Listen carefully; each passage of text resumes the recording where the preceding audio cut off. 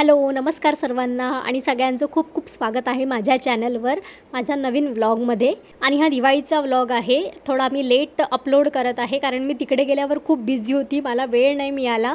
सासरी मग माहेरी, त्यानंतर आम्ही ट्रिपला गेलो होतो फिरायला, त्यामध्येच सगळा वेळ गेला, त्यामुळे वेळ नाही मिळाला. तर मी आता हा अपलोड करते आहे. तर आज दिवाळीचा दिवस होता. सकाळी सकाळी छान सगळं झाडून घेतलं, अंगण वगैरे पाणी वगैरे मारून घेतलं आणि त्यानंतर पोछा वगैरे मारला. आणि आमचं जे घराचं जे पुढचा परिसर आहे तो खूप मोठा आहे आणि त्यावर व्हाईट कलरच्या टाईल्स लावलेल्या आहे. त्या खूप खूप म्हणजे खूप खराब होतात. तर असं सगळं सकाळचं रुटीन झालं. त्यानंतर मग हे आमच्याकडे एक माहिती नाही कुठे होते, पण मला घरात सापडले. ते पॉप्स असतात ना, पॉम्स म्हणतात त्याला, ते होते. ते तसेच ठेवून होते. तर मग मी त्याच्या छान माळा केल्या, दोऱ्यामध्ये सुई धाग्याने त्यांना ओवलं आणि छान ते तिथे लावून घेतलं. ते खूप छान दिसत होतं. त्यानंतर हार वगैरे केले, ते सुद्धा दरवाजावर वगैरे लावून घेतलं. त्यानंतर दुपारी आज जेवणाला सुट्टी होती. सकाळी छान नाश्ता केला होता आणि नाश्त्यावरच आज दिवसभर राहायचं होतं सगळ्यांना.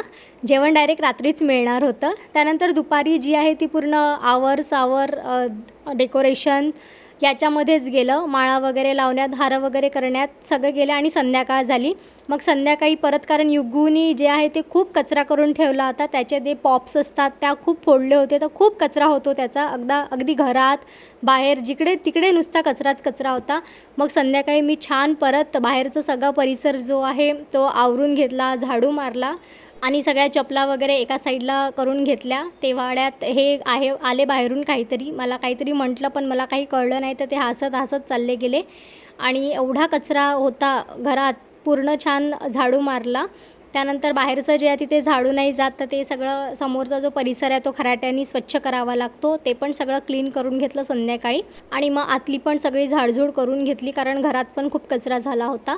त्यानंतर मग रांगोळीची वेळ आली आणि छान अशी रांगोळी काढून घेतली. हा आमचा पोर्च आहे. आधी पोर्चवर रांगोळी काढली, कारण वातावरण जे आहे ते थोडंसं ढगाळ होतं. मला असं वाटत होतं की पाऊस येतो की काय, म्हणून ह्यावेळेस मी रांगोळीमध्ये काही खूप इंटरेस्ट घेतला नाही. अदरवाईज मी खूप छान रांगोळी काढते आणि त्याच्यात 3 ते 4 तास जातात माझे. पण ह्यावेळेस मी बसलेच रांगोळी काढायला 4:30 पावणे 5ला. तर शॉर्टकटमध्येच मी रांगोळी काढली. त्यानंतर खाली पण अंगणामध्ये पण छान अशी रांगोळी काढली. ती पण खूप शॉर्टकटमध्ये काढली, कारण मला असंच वाटत होतं की पाऊस येतो की काय, कारण मी रांगोळी काढत असतानाच थोडीशी वाराधून आली होती. 1-2 थेंब पण मला पावसाचे लागले होते, म्हणून मी फास्ट रांगोळी काढली.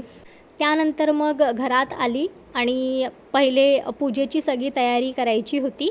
तर टेबलवर पूजा मांडायची होती, त्यासाठी छान काच वगैरे पुसून घेतला. तो ठेवला व्यवस्थित. आणि सोबत जे आहे ते स्वयंपाक पण सुरूच होता. तर थोडं तिकडे बघत होतो, थोडंसं इकडलं पण करत होतो, तर असा सुरू होता.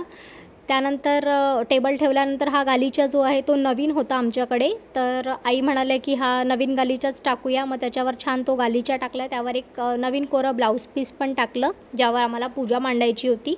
आणि लक्ष्मीची जी मूर्ती आम्ही दरवर्षी आणतो, तर ती म्हणजे मी कालच आणली होती, बाजारात गेली होती तेव्हाच.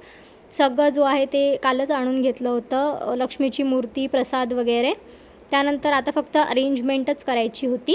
इथे मी तेच पूजाच मांडत आहे. आधी तांदूळ टाकले, त्यावर लक्ष्मी ठेवली. असं आईंना विचारून मी एक करत होती. तसं दरवर्षी मी करते, पण माझ्या लक्षातच राहत नाही दरवर्षी कसं काय मांडायचं. त्यामुळे विचारून घेतलेलं कधी पण बरं. मग विचारूनच सगळं केलं. आणि त्यानंतर इथे मी ह्यावेळेस कॉईन्सचं छान असं डेकोरेशन केलं होतं. आम्हाला संध्याकाळी आज आमच्या घराच्या समोरच्या एक बालाजीचं मंदिर आहे, तिथे पण आरती होती आज आमची. तर तिथे पण जायचं होतं. तर तिथे गेलो, तिथली आरती केली. आधी दिवे वगैरे लावले. तिथली आरती करून आल्यानंतर मग आम्ही घरची पूजा केली. घरी दिवे वगैरे जे आहे ते आम्ही जायच्या आधीच सगळं रेडी करून ठेवलं होतं, फक्त जाळायचेच बाकी होते. आणि अशा प्रकारे मी छान अशी पूजा मांडली. आणि लक्ष्मीची मूर्ती जी आहे ती खूप सुंदर दिसत होती. आणि लायटिंग पण आजच लावली, संध्याकाळी आणली. आधी लायटिंग नव्हती, विदाऊट लायटिंग ठेवलं होतं, पण ते काही छान दिसत नव्हतं. मग लायटिंग आणून तिथे लायटिंग लावली, तर ते आणखी छान दिसत होतं. तर अशा प्रकारे पूजा मांडली. स्वयंपाक वगैरे करूनच आम्ही मंदिरात गेलो होतो. त्याआधी आम्ही सगळी तयारी करून घेतली होती. मग मंदिरातून आल्यानंतर लगेच आधी दिवे वगैरे जे आहे ते पूर्ण पेटवले आणि पूर्ण समोर ठेवले, मागे ठेवले, वरती ठेवले, सगळीकडे दिवे ठेवून घेतले आणि त्यानंतर आरती केली. आरती झाल्यानंतर मी प्रसाद वगैरे वाटला सगळ्यांकडे. आणि मग अशा प्रकारे एकदम बाहेर जे आहे ते अशी रांगोळी काढली होती. इथे छान दिवे वगैरे पण ठेवले होते. ग्रिल आहे समोर, तिथे पण छान दिवे ठेवले होते. आणि आमच्याकडे ह्यावेळेस आम्ही 3 आकाश कंदील लावले होते. 2 ह्यावेळेस नवीन विकत आणले होते आणि एक जुना होता. तर आम्ही सगळेचे सगळे लावून टाकले होते आणि असं पूर्ण घरभर जे आहे दिवे ठेवले होते. आणि युगीत ह्यावेळेस काही त्याला फटाके फोडायचे नव्हते. तो पॉप्स पण आता फोडत नव्हता संध्याकाळी. आणि बाहेर पण खूप जोरजोरात फटाके बॉम्ब वगैरे फुटत होते. तर तो खूप घाबरत होता आणि त्याच्यामुळे तो घरातच होता. तो घराच्या बाहेर पण निघाला नाही.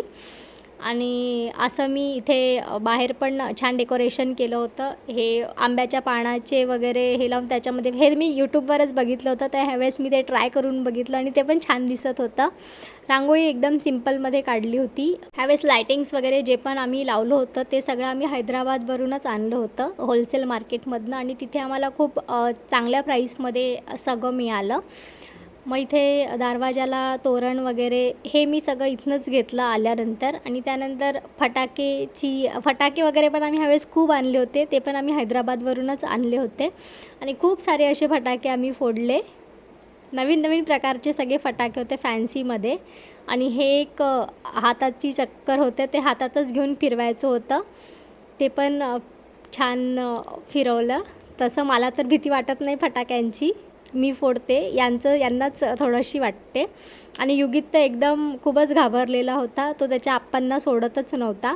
तर असे आम्ही दोघांनीच खूप सारे फटाके फोडले. आणि ही जी सायकल दिसत आहे ही आज त्याला गिफ्ट दिली आहे त्याच्या आजी आणि आप्पांनी युगीतला.